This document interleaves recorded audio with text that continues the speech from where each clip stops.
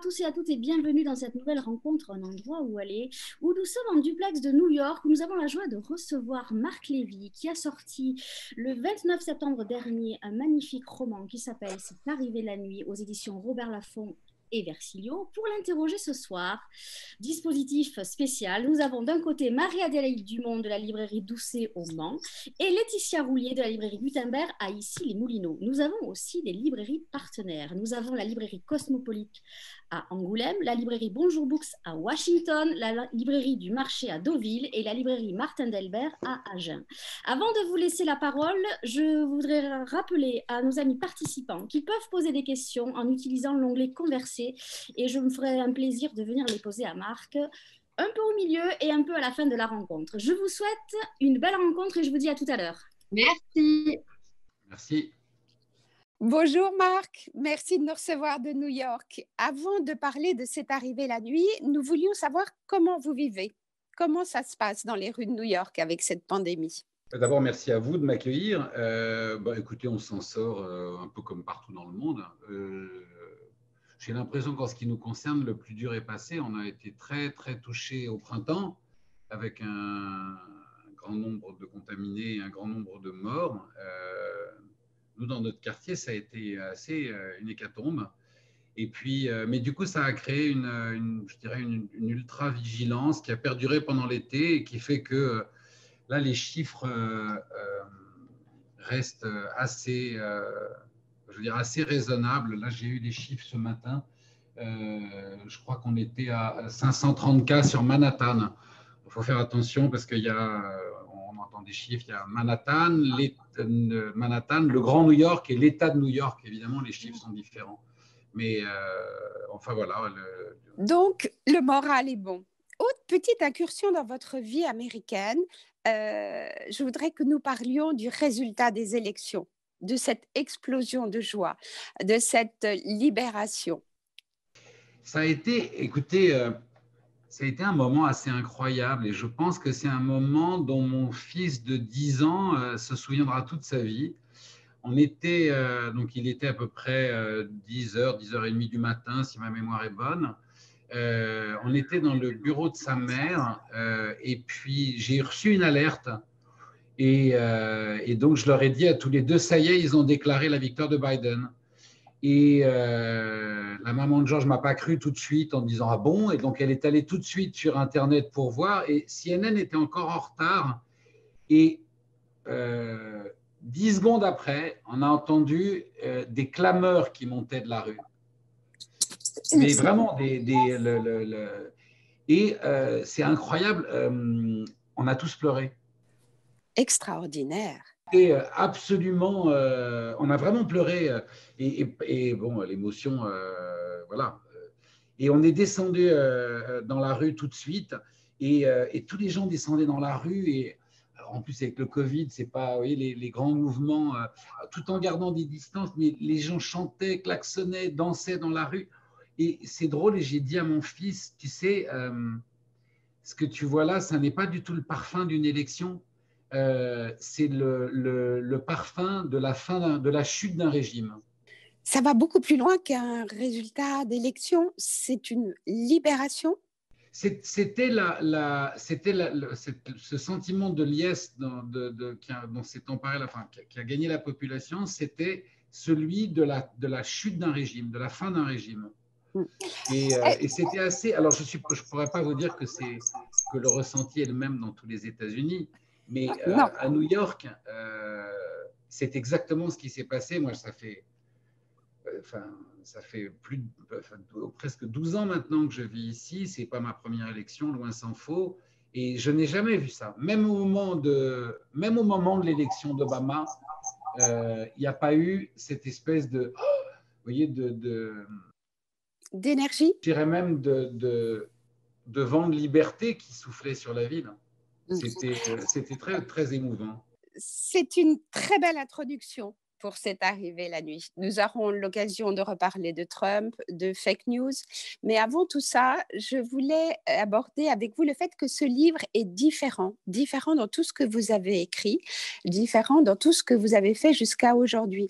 Est-ce que cette nouvelle page est liée à votre vie dans l'informatique, mais surtout et avant tout à votre passion pour l'information? Oui, oui. Bien sûr, bien sûr, c'est un exutoire, c'est-à-dire que je ne sais pas pourquoi, mais depuis toujours, j'ai été passionné par l'information et, toute ma vie, j'ai aimé partir à la recherche de l'information. Quand j'étais jeune, enfin je suis toujours très jeune, mais quand j'étais un peu plus que très jeune, mon père me disait, je vous parle de ça, on est dans les années 75-80, et mon père me disait, si tu veux vraiment te faire une opinion, je vous parle de ça, il faut remettre ça dans le contexte de l'époque. Mon père me disait, si tu veux si tu veux t'informer, puis te faire une opinion sur ton information, puis voir ce que le monde ce que le monde avisé pense. Tu lis un article sur un sujet dans le Figaro, puis tu le lis dans l'IB, et à 17h, tu le relis dans le Monde. Et là, tu vas avoir 3 points de vue et tu pourras te faire ta propre idée. Et on était à des décennies de l'ère des fausses nouvelles, si je puis dire, et d'un monde où la réalité allait être dépassée par une réalité parallèle et construite. Mais c'est vrai que ça a fait naître chez moi très jeune une envie de m'informer. Et j'ai commencé à lire de la presse. Et je reconnais d'ailleurs que quand j'avais 25 ans, je lisais, comment vous dire, je lisais avec beaucoup plus avec plus d'attention le travail des grands reporters que le travail de certains grands écrivains. Je suivais le travail de grands reporters. Et d'ailleurs, l'un d'eux, qui s'appelle David Carr, qui n'est plus de ce monde, a inspiré le personnage de 2 de mes romans. Ce texte relate un événement indispensable, vivant de notre société.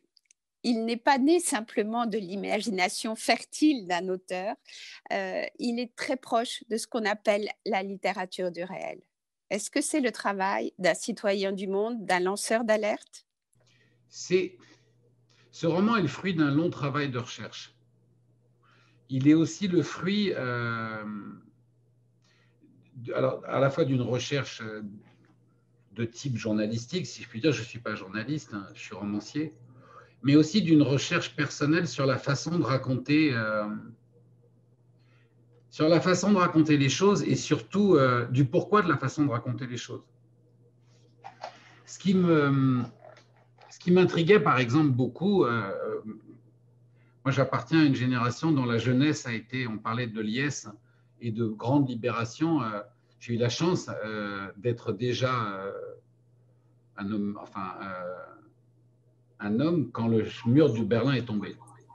Et je me souviens de ce que ça représentait, la chute du mur de Berlin. Et je me souviens aussi de la stupéfaction de mes amis, de mes parents, de mes proches, quand on a découvert la façon dont la Stasi espionnait les Est-Allemands. Et pour nous, comment vous dire, finalement, la dictature, ça pouvait se résumer à ça, à la façon dont, vous voyez, il y a de la même façon que, je dirais, le nazisme avait mis en œuvre une mécanique industrielle de la mort, la dictature communiste avait mis en place une mécanique industrielle pour épier les gens dans leur intimité et les cataloguer et les juger. Et ça avait choqué le monde occidental. Et quand j'ai une discussion aujourd'hui avec des amis proches, de la quantité incroyable de données qui sont volées à eux, à leurs enfants, on arrive très souvent à ce raisonnement qui est oui, bon, coup, de toute façon, si tu n'as rien à cacher, c'est pas très grave. Ce qui est, à mon avis, aussi fou que de dire que si on n'a rien à dire, la liberté d'expression est superfétatoire. Et donc, c'est vrai que j'ai cherché la façon, au travers d'une histoire, de raconter comment aujourd'hui, bien au-delà de la collecte de l'information, un petit groupe de prédateurs avait pris la décision de mener une entreprise de destruction de nos démocraties. Et en se servant du citoyen comme simple soldat. Alors, je sais que la façon de le dire peut paraître un peu compliquée, mais c'est exactement ce qui est en train de se produire. C'est-à-dire que l'entreprise de destruction, notamment des démocraties menées par Facebook, est absolument hallucinante. Et donc, je me suis servi de cette bande des neufs pour parler de neuf Robins des Bois, qui sont eux des lanceurs d'alerte et qui, au travers de leur combat, non seulement résistent, mais en même temps, je crois, nous racontent beaucoup de choses sur ce qui est en train de se passer et peut-être à un moment où il est encore temps d'agir. Ce livre, réalisé sous forme d'entretien, est une sensibilisation, Marc, aux profanes que nous sommes, aux problèmes du monde et à tout ce qui nous entoure. Il va s'agir d'une série. Il y a 9 personnages. Est-ce qu'il y aura 9 tomes dans cette histoire? Est-ce que vous vous embarquez dans cette grande aventure? Alors, il n'y aura pas 9 tomes. Moi, j'y crois. Non. 9, c'est le nom que j'ai donné à la trilogie parce qu'ils sont 9 personnages. D'accord. Mais voilà, 3 tomes, ça sera déjà très bien.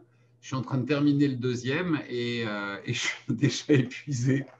Et donc, je ne suis pas sûr d'arriver au bout des 9 parce que c'est un tel travail de recherche. Mais bon, 3 tomes, oui, il y aura 3 tomes. Donc ça, c'est pour répondre à votre question. Et pardon, quelle était la deuxième partie? Oui. Non, je veux bien que vous me redisiez la deuxième partie de la question, pardon. En fait, nos 9 personnages. L'entretien, pardon. Comment oui, c'est fait? Oui, non, mais cette forme narrative se poursuit sur les 3 tomes parce que celui qui, en fait, quand je dis celui, c'est celui des personnages, mais celui ou celle qui raconte l'histoire, c'est 9. C'est le 9e et pour des raisons de sécurité, l'histoire ne révèle pas pour l'instant qui est ce 9e et il raconte ou elle raconte cette histoire à une journaliste qui est inspirée de la réalité, qui m'a été inspirée par une vraie grande journaliste dont je suis le travail et que j'admire énormément, qui s'appelle Carol Cadwallader, qui travaille pour le Guardian et à qui l'on doit notamment la découverte du scandale de Cambridge Analytica, mais aussi la découverte de la corruption de Nigel Farage et d'un milliardaire anglais oligarque de la presse qui a dépensé des sommes considérables dans le Brexit, pas du tout par idéologie, mais parce que le Brexit allait faire prospérer son empire, etc. Bon, et c'est une journaliste qui a pris beaucoup de risques dans la vie, des risques personnels assez énormes face à ses détracteurs. Et c'est c'est à elle que Neuf se confie et que Neuf raconte ce travail de résistance qui est mené par ce groupe de hackers. Avant de parler de ces hackers, de ces vrais hackers, vous avez rencontré sûrement des personnes qui vous ont inspiré. Je voulais aborder une question importante. Est-ce que vous avez une totale liberté pour parler, pour aborder ces sujets? Quelle est la différence entre un auteur et un journaliste? Quelle est votre liberté de ton, Marc? Je dirais que la liberté de l'auteur, elle est encore plus grande dans la mesure où le journaliste n'a pas le droit à la fiction, même, je dirais, pour justifier son intention, alors que le romancier, lui, il a cet avantage et cette liberté que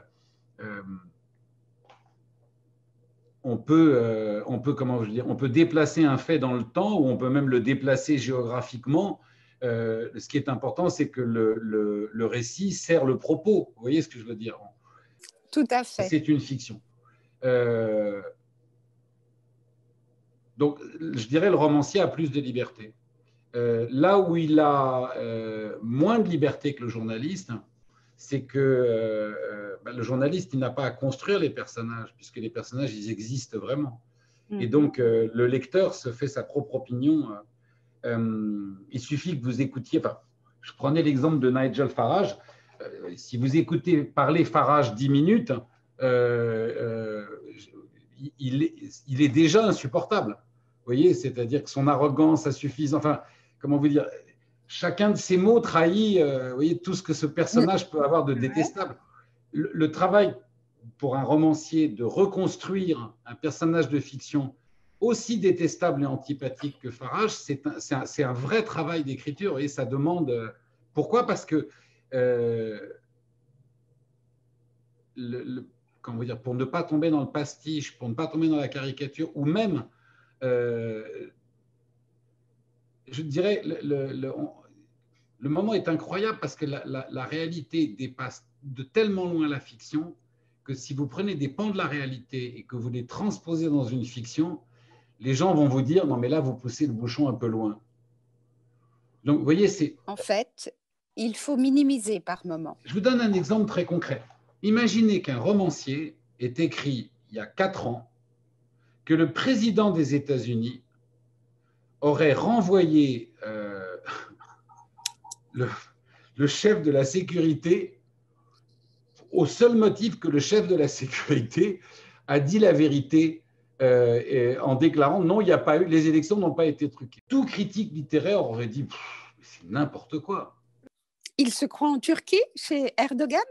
Et donc, quand je vous dis que la fiction dépasse de loin la réalité, et ça, enfin, dans une histoire comme celle de Neuf, c'est assez difficile, vous voyez, de mettre en perspective ces différents degrés de perception. Mais donc, voilà, le romancier est à la fois plus libre et en même temps a parfois plus de travail. On le comprend, vous nous le dites, ces hommes et ces femmes sont les branches d'une même étoile. Ils sont unis, solidaires, même s'ils ne se côtoient pas au quotidien. Ils sont des travailleurs de l'ombre, souvent avec des doubles vies, sans expérience extraordinaire dans le domaine du contre-espionnage. Ils sont des hommes et des femmes du quotidien. Est-ce que vous pouvez nous parler un peu plus de ces Grey hackers? Vous avez, ce ne sont pas tellement d'ailleurs des degrés, ce sont je dirais plus des familles. Vous avez ce qu'on appelle les black hats. Les black hats, ce sont les hackers criminels. Et comme dans toute organisation criminelle, ça va, je dirais, du petit délit que sont les cardeurs. Les cardeurs, ce sont ceux qui fabriquent des fausses cartes de crédit ou qui réussissent à détourner des cartes de crédit existantes. Ça va de ça jusqu'à la grande criminalité sur Internet. Il faut comprendre que la criminalité sur Internet, elle est à peu près à l'image et à l'identique de la grande criminalité physique. C'est-à-dire que il y a un rapport, je sais que ça peut paraître étrange, mais il y a un rapport entre le profit et l'investissement. Vous voyez, je veux dire que, pour ceux qui s'en souviennent, quand Spaggiari creuse un tunnel pour aller faire le casse de la Société Générale à Nice, ça demandait des moyens considérables, une préparation considérable, des investissements considérables.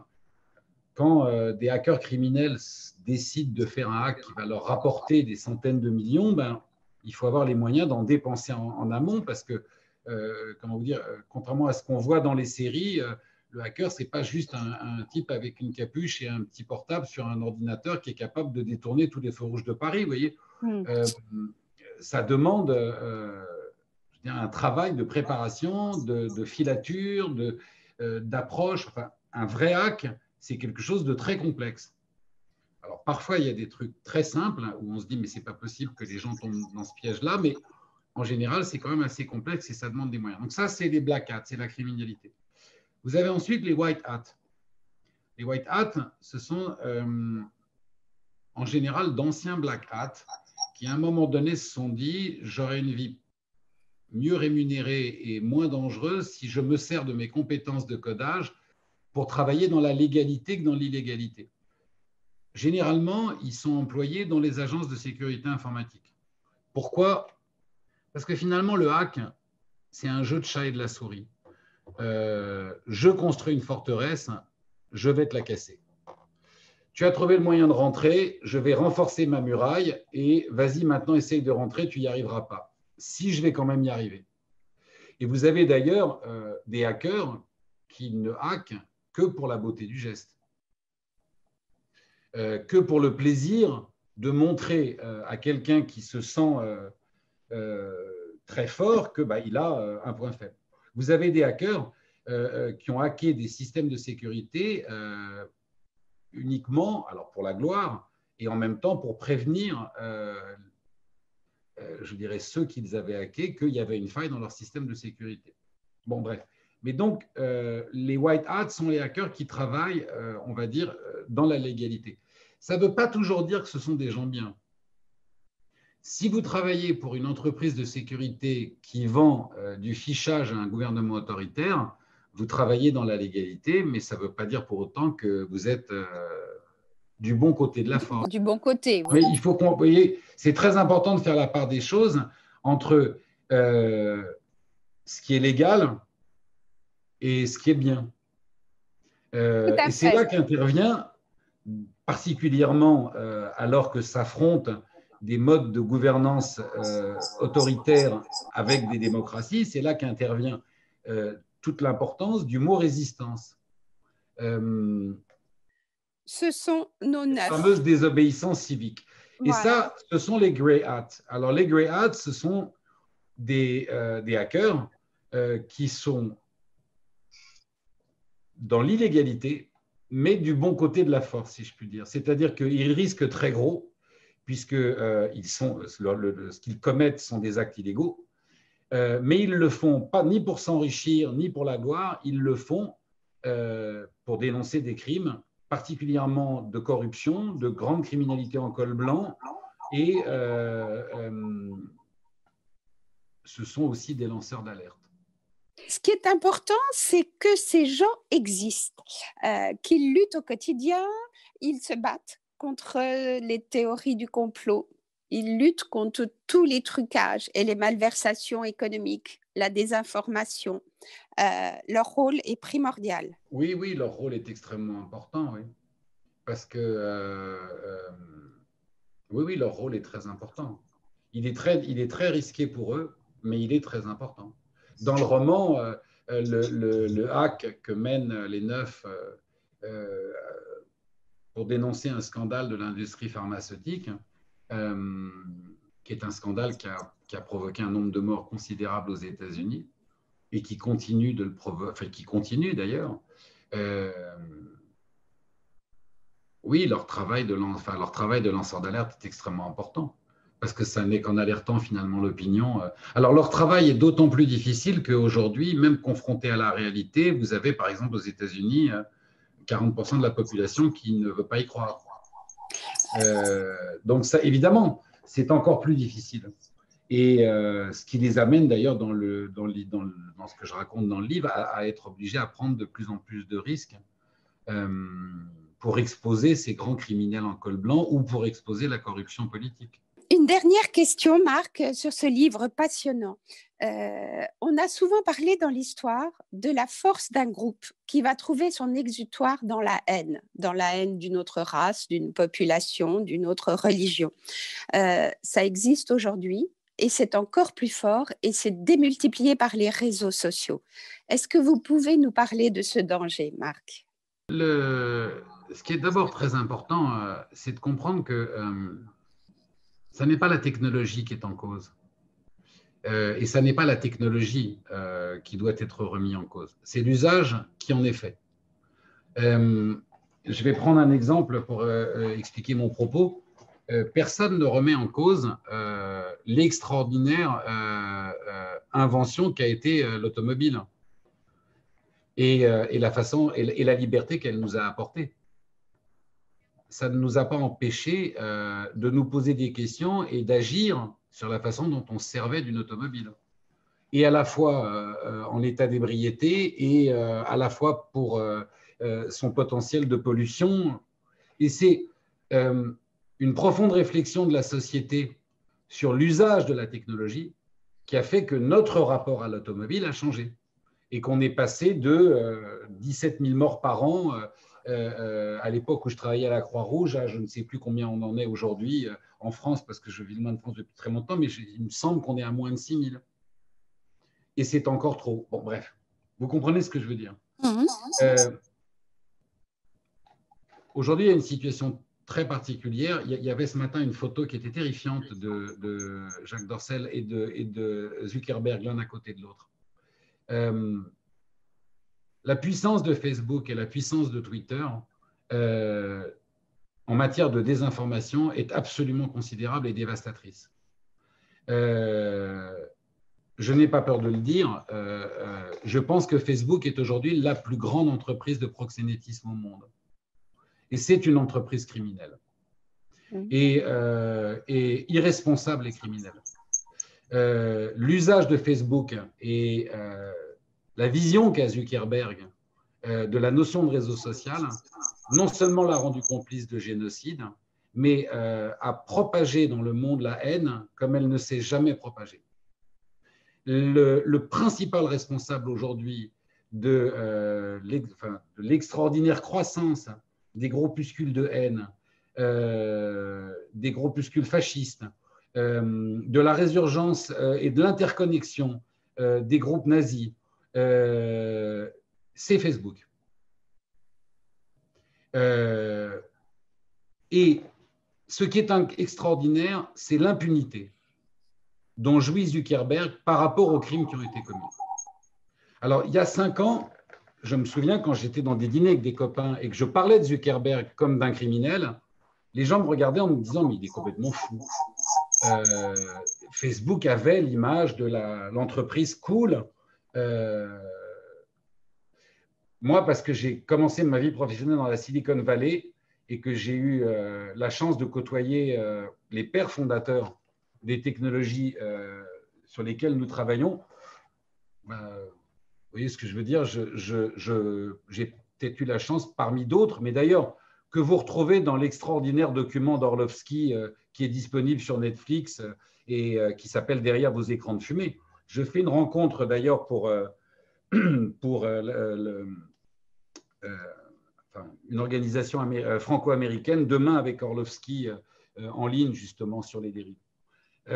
Orlovsky, dans son documentaire, interroge tous les pères fondateurs de l'Internet et tous font le même constat que moi et tous disent exactement la même chose.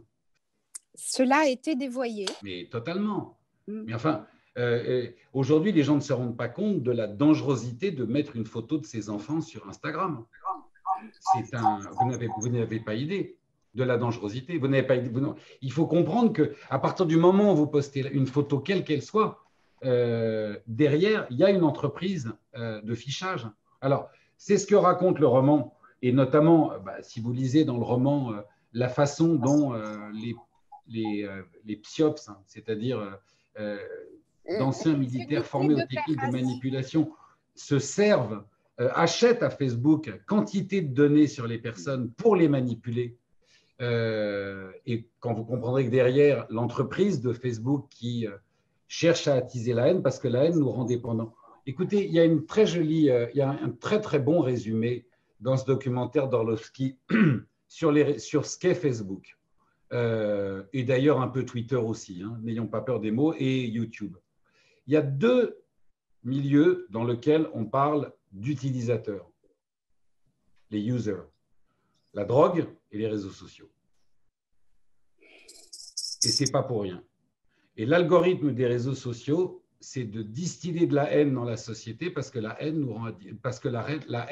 nous rend dépendants. On est addict à la haine.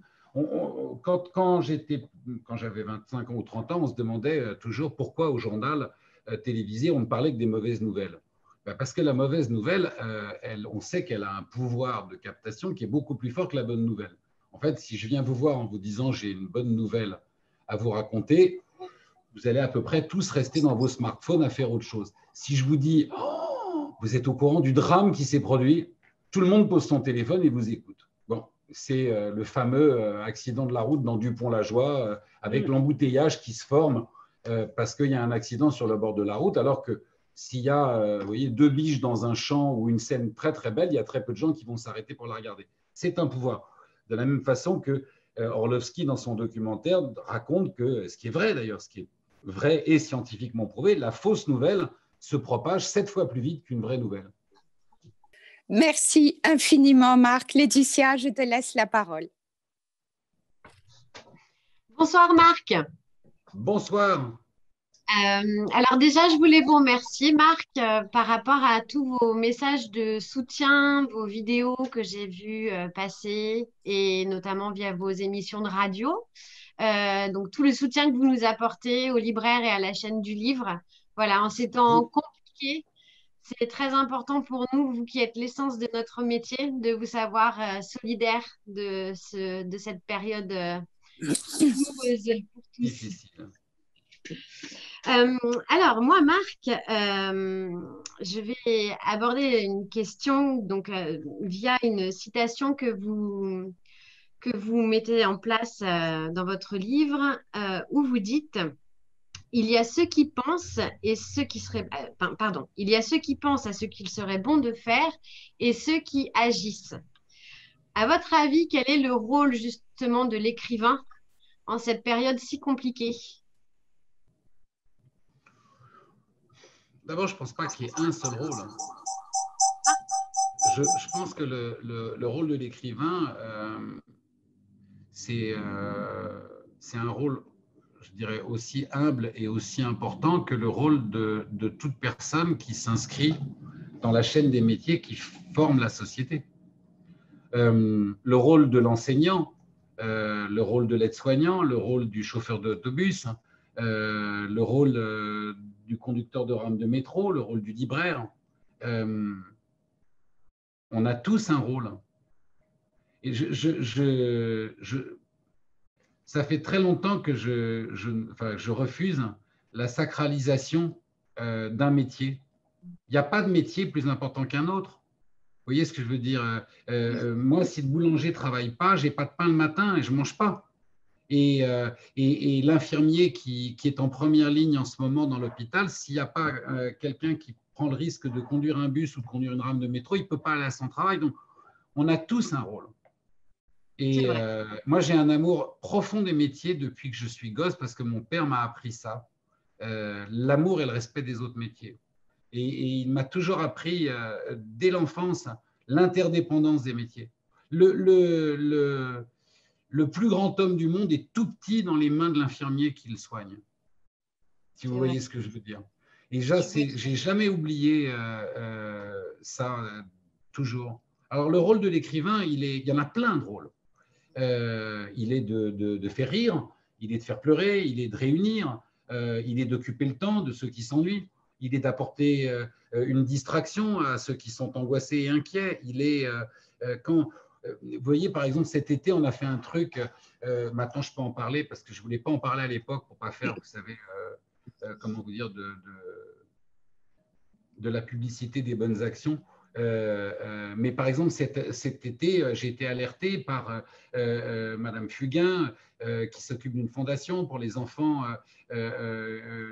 déficients immunitaires, les enfants qui ont un cancer et qui sont à l'hôpital, et qui m'a dit, écoute Marc, voilà, elle m'a appelé, elle m'a dit, écoute Marc, c'est une tragédie, tu imagines ces enfants dont certains en 4 ans, 5 ans sont dans des hôpitaux, ils sont déficients immunologiques, donc ça veut dire que leurs parents ne peuvent plus les voir, donc ces gosses sont enfermés dans des chambres et ils n'ont plus aucun contact, il faut qu'on trouve un truc à faire. On s'est mobilisé avec quelques copains auteurs et c'était très artisanal, on a pris nos iPhones et on s'est mis à lire des livres aux enfants. Vous voyez?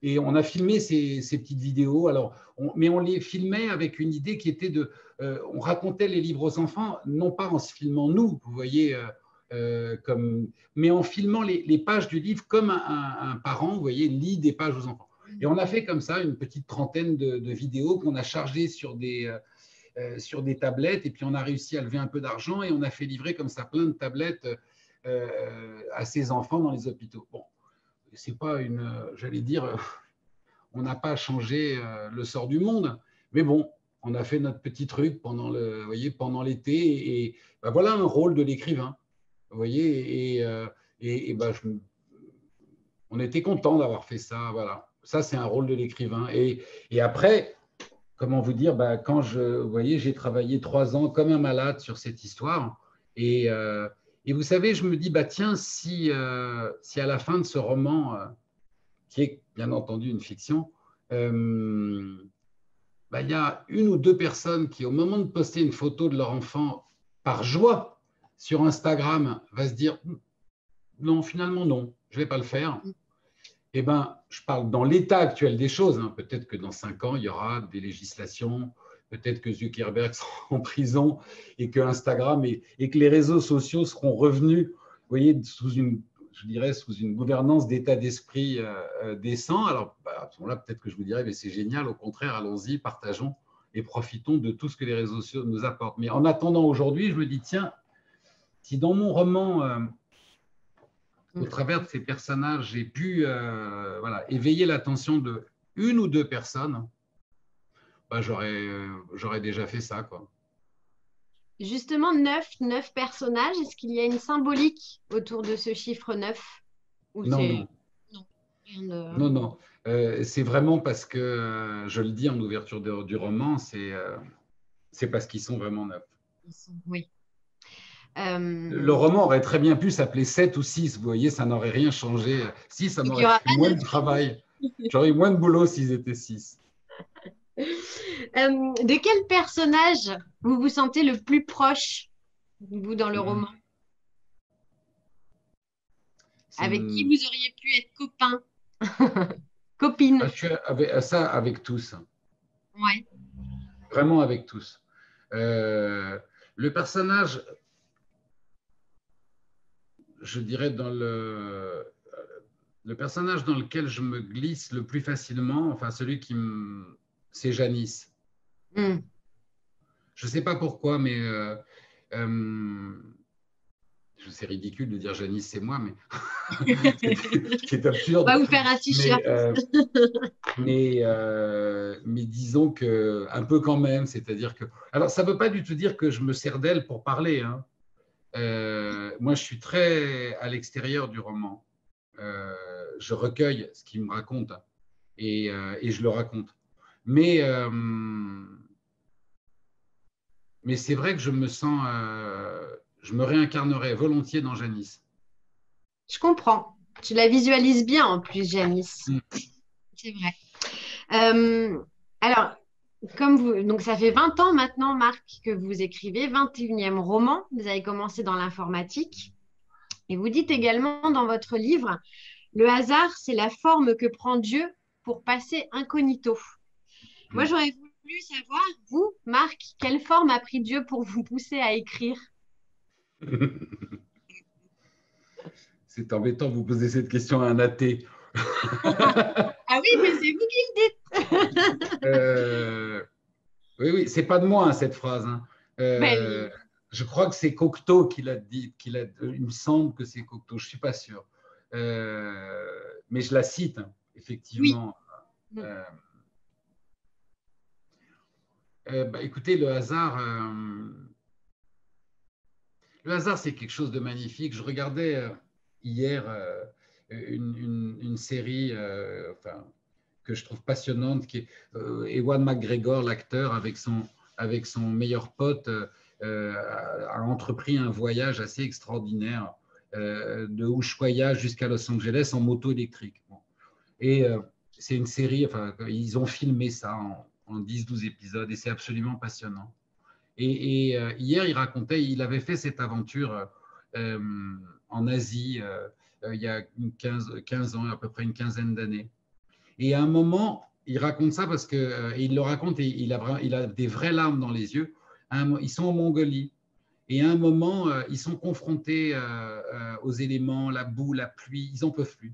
Et son meilleur ami qui fait le voyage avec lui dit, tu sais que là, on est arrivé à une route et si on prend la route de gauche, dans 2 heures, on est en Russie et on retrouve des routes pavées, et il a un doute. Et il appelle donc l'organisateur et il lui dit qu'est-ce qu'on fait? On n'en peut plus, on est au bout. Et l'organisateur lui dit tu fais comme tu veux, mais je te rappelle simplement que traverser la Mongolie, c'était ton rêve. Mais tu fais comme tu veux. Mais c'est le rêve d'une vie. Mais je comprends très bien, si tu es à bout, tu prends la route de gauche. Et bon, il raccroche et il se dit allez, c'est vrai que c'était mon rêve, tant pis, quitte à en crever, j'y vais. Il y va. Donc, il prend la route de droite. Le soir, il se retrouve dans un orphelinat. Dans cet orphelinat, il a un choc et il rencontre la petite fille qui mettra 2 ans à adopter, mais qui va adopter. Et c'est assez émouvant parce qu'il raconte ça donc 15 ans après. Et quand il le dit, il a vraiment, il pleure. Il dit, vous vous rendez compte? Et il a cette phrase qui est extraordinaire. Il dit, si j'avais pris la route de gauche, je n'aurais pas rencontré ma fille. Enfin, si j'avais pris la route de gauche, je n'aurais pas rencontré ma fille. C'est ça, le hasard et le destin. Et moi, je suis devenu écrivain. Je vous raconte cette histoire parce que moi, si je suis devenu écrivain, c'est parce que je racontais des histoires à mon fils et que c'était un moment, je crois que c'était un des moments de ma vie où j'étais le plus heureux. Ce moment où j'étais moi-même dans la chambre de mon petit garçon, j'étais au bout de son lit en lui racontant des histoires. J'étais sur le précipice de mon enfance et j'entrais dans la sienne. Et c'était un moment magique. Et puis un jour, il m'a dit qu'il était trop vieux pour que je continue à lui raconter des histoires. Et j'ai eu cette idée folle. Voilà. Le destin, ça a été de me dire, si je ne peux pas écrire à l'enfant qu'il est, je vais écrire à l'homme qui deviendra un jour. Et ça a été ma route de droite, quoi. À en voir la frénésie à chaque fois que qu'un de vos romans paraît, je me dis que vous avez bien rempli le contrat puisque vous rendez heureux des millions de lecteurs. Donc, c'est fabuleux. Merci. C'est fabuleux. Alors, justement, vous, Marc Lévy, l'auteur aux 50 millions d'exemplaires vendus, est-ce qu'on a déjà essayé de vous hacker un manuscrit? Non, ça n'a pas assez de valeur. Oh, Non, je rigole, mais… on essaye. Non, ça n'a pas… Non, Non, heureusement, n'allez pas donner de mauvaises idées. Je vais débrancher mon… Non, mais en plus, par habitude et parce que je connais ça depuis longtemps, je travaille j'ai toujours travaillé mes manuscrits sur des ordinateurs déconnectés. Mais pas par…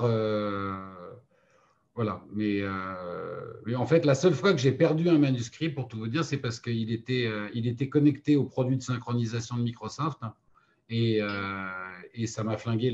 Et à un moment donné, trop de technologie tue la technologie. Et j'ai toujours détesté la notion de cloud. Et donc, alors, ce n'est pas du tout dans l'air du temps, mais… vous écrivez tout sur ordi, vous n'avez rien de manuscrit. Ah non, si, j'écris… Toutes les lettres, je les écris toujours à la main. Il y a un rythme. Alors, je suis un collectionneur de machines à écrire, pour tout vous dire. Et j'ai une vraie collection, c'est une passion. Là, je pourrais vous montrer quelques-uns, comme il y en a qui aiment me montrer. Vous voyez, alors, je ne sais pas si vous voyez, mais là, il y en a quelques-unes.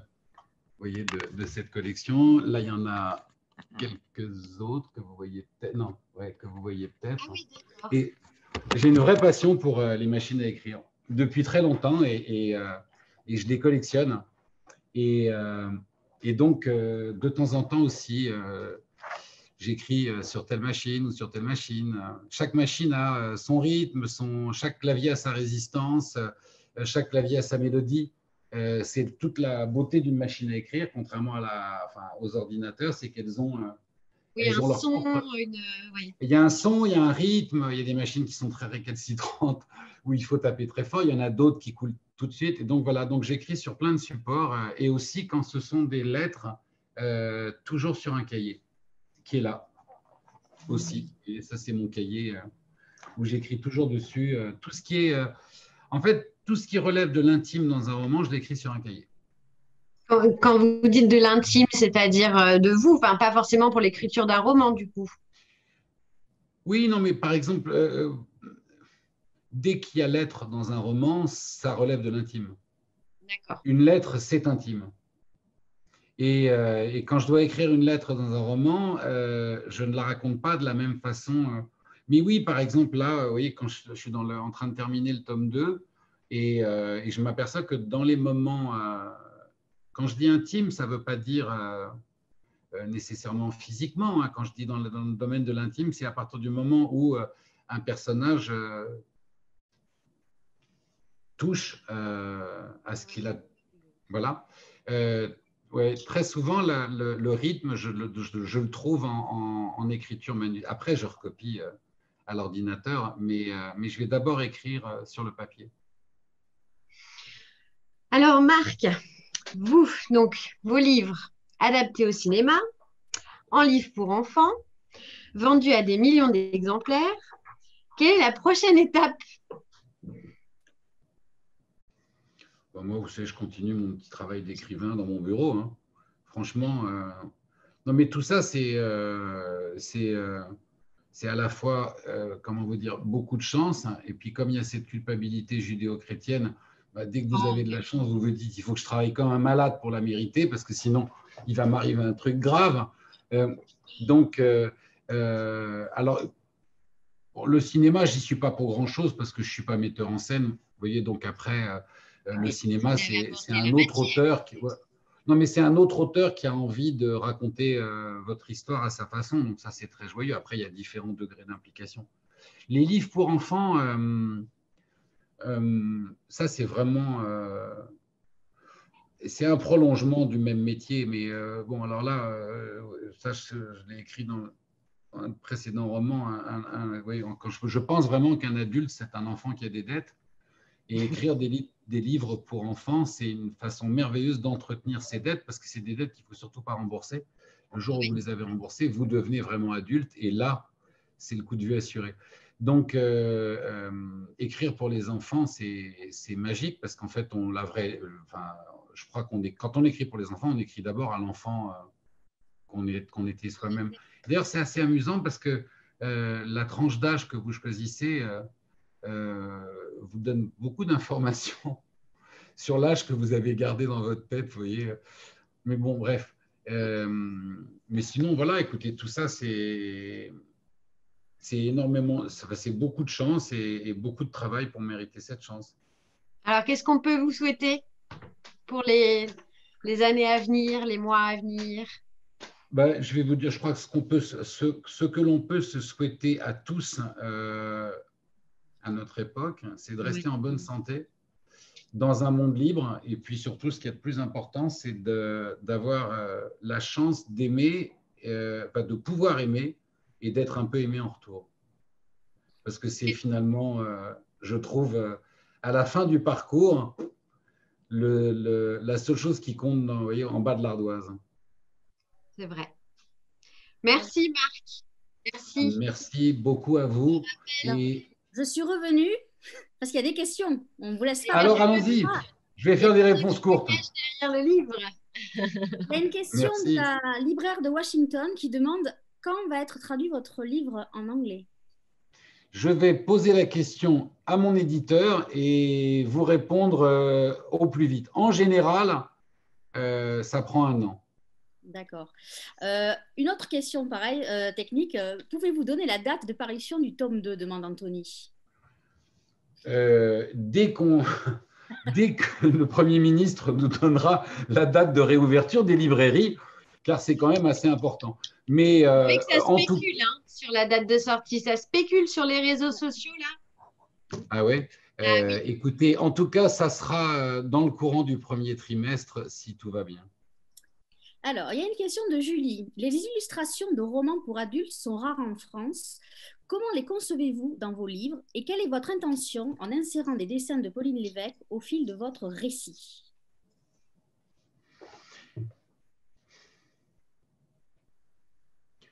L'idée, elle est née d'un besoin particulier que j'avais quand j'ai écrit Une fille comme elle. Parce que dans Une fille comme elle, l'un des deux personnages principaux du roman se déplace en fauteuil roulant. Et c'est un roman qui, au travers d'une comédie new-yorkaise, est un roman qui est sur la différence et surtout sur la perception qu'ont les autres de la différence.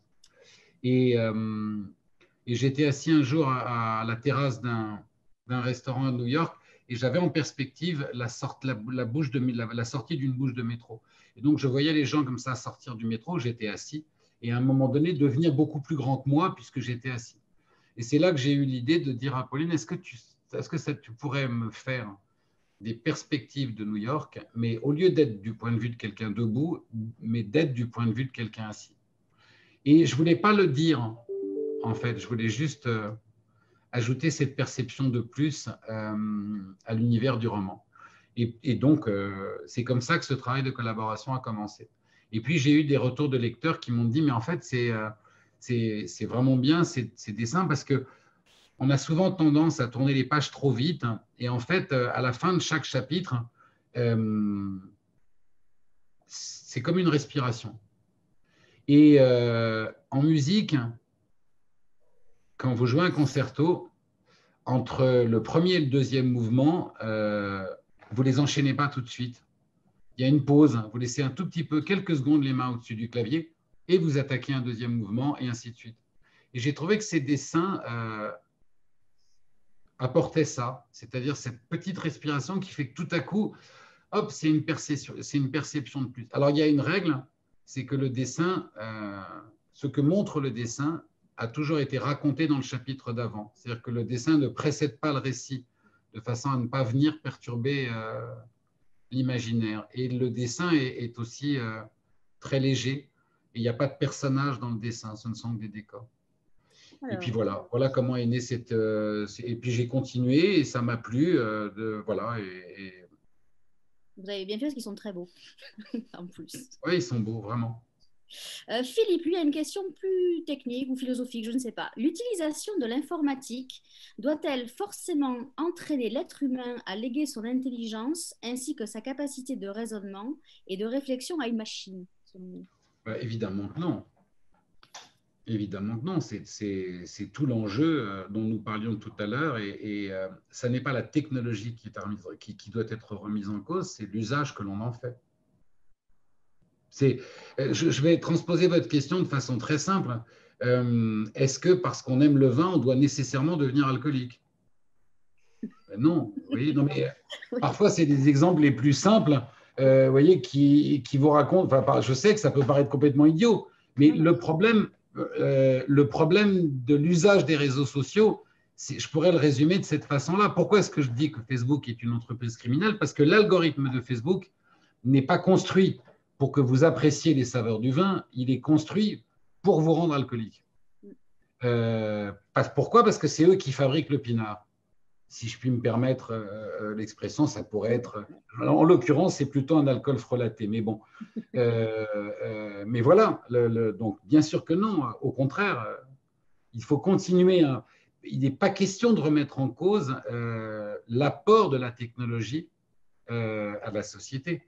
La découverte en 1 an d'un vaccin contre le Covid en est la preuve. Vous voyez, et le fait qu'on puisse converser aujourd'hui sur une...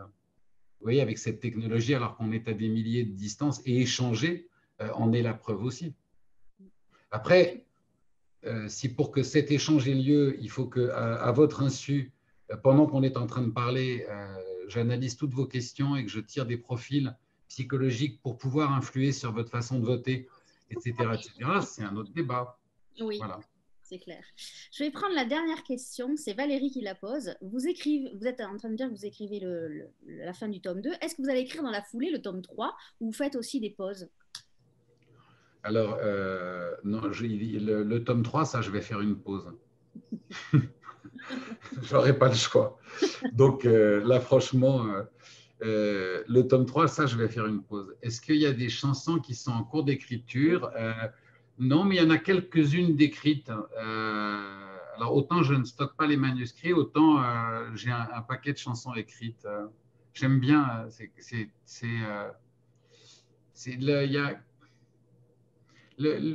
ce qui est enfin, délicat et en même temps passionnant quand on écrit une chanson, c'est qu'un roman raconte une histoire en 300 ou 400 pages. Une chanson doit raconter une histoire en 12 lignes. Et quand vous écoutez les chansons de Barbara, de Reggiani, enfin les chansons des paroliers, même les chansons d'Aznavour, mais d'ailleurs et de chanteurs contemporains aussi qui sont des paroliers, c'est extraordinaire quand une chanson vous raconte une histoire en 12 lignes. Et c'est un exercice formidable, je trouve, pour les écrivains, de s'efforcer à raconter une histoire en 12 lignes. Alors, vous n'allez pas du tout aimer ce que je vais dire, mais certains écrivains ont dit que pour eux, Twitter était un bon exercice parce qu'au départ, on écrivait en 140 caractères. Maintenant, c'est un peu plus long. Mais encore une fois, je n'ai aucune raison de ne pas aimer ce que vous dites, hein, parce que Twitter est un outil de communication génial. Vous voyez, et moi-même, je ne poste jamais rien de personnel, mais je m'informe beaucoup avec Twitter. Mais quel travail pour ne pas être désinformé. Exactement. Alors moi, je n'ai plus de questions de mon côté. Je vais en profiter pour vous remercier infiniment, Marc, d'avoir été avec nous pendant 1 heure ce soir. Je vais remercier Marie-Adélaïde Dumont de la librairie Doucet. Je vais remercier Laetitia Roulier de la librairie Gutenberg à Issy-les-Moulineaux. Rappelez que votre livre, C'est arrivé la nuit, est sur les tables de toutes les librairies. Vous pouvez cliquer et collecter chez Marie-Adélaïde, chez Laetitia, dans toutes les librairies de France, dans les librairies francophones aussi.